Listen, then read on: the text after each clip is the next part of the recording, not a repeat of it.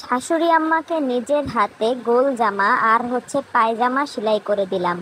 নিজে যেহেতু সেলাইয়ের কাজ পারি, পরিবারের লোককে তো সেলাই করে দিতেই হবে, ঠিক না বলেন? আর পরিবারের কাউকে কোনো কিছু সেলাই করে দেওয়ার আনন্দটাই কিন্তু আলাদা। তো আসসালামু আলাইকুম।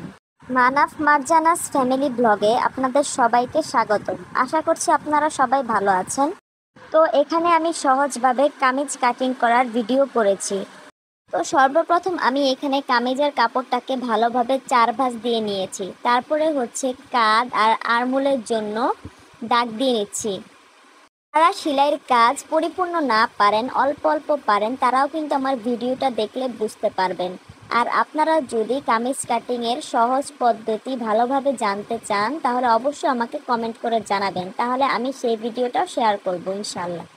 এরপরে আমি বডির মাপে দাগ দিয়ে নিলাম। তারপর বডি আর কোমরের মাঝখানে পেটের জন্য মাপ নিয়ে নিলাম। তারপরে এখন কোমরের মাপ নিয়ে নিচ্ছি। কামিজের কাপড়টা কিন্তু ভাঁজ করার সময় অবশ্যই উল্টা করে ভাঁজ করে নেবেন, আর বন্ধ সাইড নিজের দিকে রাখবেন। আর প্রত্যেকটা মাপ নেওয়ার সময় কিন্তু এভাবে অবশ্যই মাঝখানে এভাবে লম্বা করে দাগ দিয়ে দিবেন, তাহলে কিন্তু পরবর্তীতে সেলাইয়ের সময় সহজ হবে। এরপর আমি কাপড়ে আরমোলের জন্য রাউন্ড দাগ দিয়ে নিচ্ছি।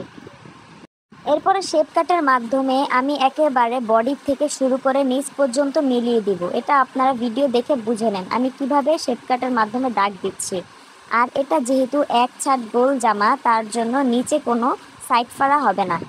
আমার শাশুড়ি আম্মা যেহেতু একটু বয়স্ক মানুষ, তার জন্য তিনি ঢিলে ঢালা আর এক সাইড গোল জামা পরতেই বেশি পছন্দ করেন। তারপর আমি নিচে রাউন্ড একটু উপর উঠে রাউন্ড করে দাগ দিয়ে নিলাম। তারপর দাগ অনুযায়ী কাঁচির মাধ্যমে কেটে নিচ্ছি। আর এই ভিডিওটা যদি আপনাদের ভালো লাগে, তাহলে কিন্তু অবশ্যই লাইক, কমেন্ট, শেয়ার করে পাশে থাকবেন। আর ফেসবুক থেকে যারা দেখছেন তারা অবশ্যই ফলো করবেন, আর ইউটিউব থেকে যারা দেখছেন তাহলে তারা সাবস্ক্রাইব করবেন। আর আপনাদের সামান্যতম ভালোবাসাতেও আমার পরবর্তী ভিডিও বানাতে খুব আগ্রহ বাড়ে। এরপর হাতার কাপড়টাও সেমভাবে আমি উল্টো করে 4 ভাঁজ করে নিয়েছি। তারপর উপর থেকে দাগ দিয়ে নিলাম, আর নিচে মুহুরির দাগ দিয়ে নিলাম। তারপর আমি শেপ কাটের মাধ্যমে এভাবে হালকা রাউন্ড করে দাগ দিয়ে নিলাম। পরে দাগ অনুযায়ী কাটিং করে নিতে হবে। এরপর 4 ভাঁজ করে কাটিং করার কারণে আমার 2টা হাতা বের হয়ে গেল। এই ভিডিওটা আমি অনেক আগে করেছিলাম, যখন নেট সব বন্ধ ছিল বাংলাদেশে, তখন আমি করেছিলাম। তো অনেক দিন পরে ভিডিওটা আপলোড করছি। আমার মোবাইলের ক্যামেরাটা বেশি ভালো না হওয়ার জন্য একটু ঝাপসা দেখাচ্ছে, এর জন্য আমি দুঃখ প্রকাশ করছি, আপনারা আবার কেউ কিছু মনে করবেন না। এরপরে এই জায়গায় আমি কামিজের জন্য বক্রমের মাধ্যমে গলা কেটে নিচ্ছি।